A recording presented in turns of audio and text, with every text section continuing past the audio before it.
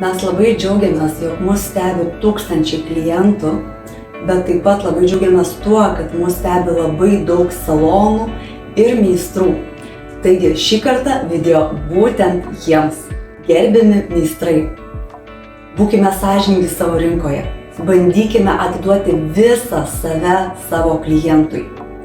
Kelkime savo kvalifikaciją, dirbkime su gera įranga, stenkime padaryti tai, ko nori klientas.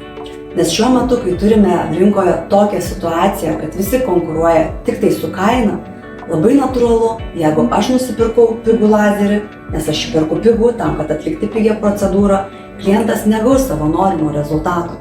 Jeigu aš neinvestuoju į save, į savo žinias, nes aš žadu teikti pigias procedūras, pigias paslaugas, natūralu, kad mano klientas, kuris ateina pas mane, negaus iš manęs komforto, kokybės, žinių, priemonių ir viso to, ką jis turi gauti.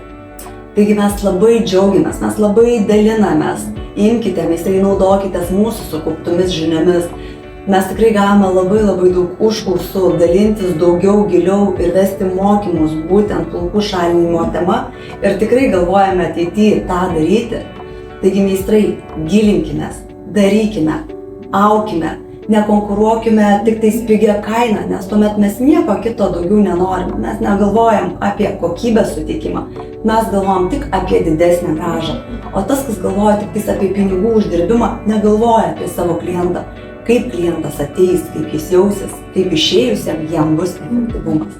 Taigi, dirbkime kartu, stiprinkime vieni kitus, laikykime vieni kitus kolegomis ir bandykime auginti visą šitą rinką kartu.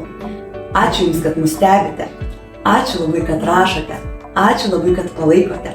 Tikrai visada drąsiai galite kreiptis į mus, o mes tikrai, kaip matote, labai dalinamės savo žiniomis ir labai laukiame Jūsų.